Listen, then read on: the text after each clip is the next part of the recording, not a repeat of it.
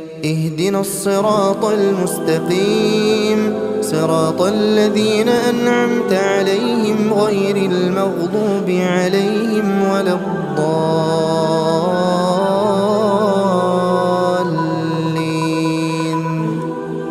قال رسول الله صلی اللہ علیہ وسلم من سلک طریقا یلتمس فیہ علما سہل اللہ له به طریقا الی الجنہ، رواہ مسلم۔ رسول خدا صلی اللہ علیہ وسلم نے فرمایا کہ جو آدمی علم کے راستے کو اختیار کرتا ہے، اللہ اس راستے کی وجہ سے اس کے لیے جنت کا راستہ آسان فرما دیتے ہیں۔ علم کا حاصل کرنا ایک عبادت ہے اور علم ایک عمل کی بنیاد ہے۔ جب علم نہیں ہوگا تو عمل بھی نہیں ہو سکتا۔ علم کی تلاش میں نکلنے والا اللہ کا محبوب بندہ بن جاتا ہے۔ دوسری جگہ نبی علیہ الصلوۃ والسلام نے فرمایا کہ طلب العلم فریضۃ علی کل مسلم و مسلمۃ، علم کا حاصل کرنا ہر مسلمان مرد اور عورت پر فرض ہے۔ 24 گھنٹے کی زندگی حلال حرام، پاکی ناپاکی، جائز ناجائز، اس بات کی ہمیں تمیز آ سکے، پتہ چل سکے، یہ علم کا حاصل کرنا فرض ہے۔ سارا علم حاصل کرنا یہ ایک فرض کفایہ ہے،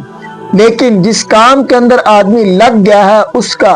علم حاصل کرنا آدمی پر فرض عین ہے۔ ایک آدمی دکاندار نہیں ہے لیکن اس کے اوپر دکان کا علم حاصل کرنا فرض عین نہیں ہے، لیکن جب اس نے ارادہ کر لیا کہ میں نے دکان چلانی ہے اور دکان بنانی ہے تو اس کے اوپر اس کا علم حاصل کرنا فرض عین ہو گیا۔ دنیا کے اندر علم حاصل کرنے والا مشکلات برداشت کرتا ہے، استاد کی مار اور ڈانٹ ٹپٹ اس کو برداشت کرتا ہے، سفر کرنا اور سفر سے واپس آنا یہ برداشت کرتا ہے، تو اللہ جل شانہ اس مشکلات کی وجہ سے اس کے لیے جنت کا راستہ آسان فرما دیتے ہیں۔ حضرت ابو ہریرہ رضی اللہ تعالیٰ عنہ کے بیشتر جو سال ہیں وہ علم حاصل کرنے کے اندر گزرے، ہر وقت نبی علیہ الصلوۃ والسلام کی مجلس میں رہتے اور احادیث مبارکہ کو سنتے۔ یہی وجہ ہے کہ آج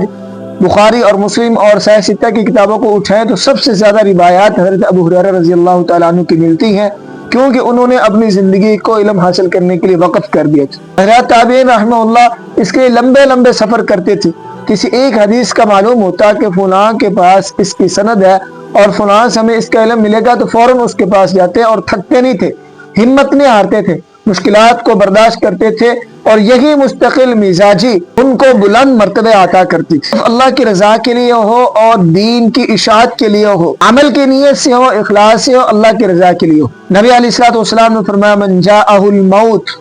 فرمایا کہ وہ شخص جس کو موت آ گئی، وَهُوَ يَطْلُبُ الْعِلْمَ، اس حال میں کہ وہ علم حاصل کرنے والا تھا، علم حاصل کر رہا تھا، لِيُحْيِيَ بِهِ الْإِسْلَامَ، لیکن اس کی نیت یہ تھی کہ اس علم کے ذریعے سے میں پوری دنیا کے اندر دین کو زندہ کروں گا، اسلام کا بول بالا کروں گا۔ نبی علیہ الصلوۃ والسلام نے فرمایا فَبَيْنَهُ وَبَيْنَ النَّبِيِّينَ دَرَجَةٌ وَاحِدَةٌ، تو اس کے اور انبیاء کے درمیان ایک درجے کا فرق ہوگا۔ ہمارے معاشرے کے اندر ایک بچے کو 7 سالہ 8 سالہ 10 سالہ اس کو سمجھا جاتا ہے کہ یہ تعلیم کے لیے ہے، اس کے بعد تعلیم کی عمر ختم ہو جاتی ہے، حالانکہ صحابہ اکرام 40 سال 50 سال تبع تابعین یہ سارے بہت بڑی بڑی عمروں کے تھے، لیکن انہوں نے علم کو حاصل کیا۔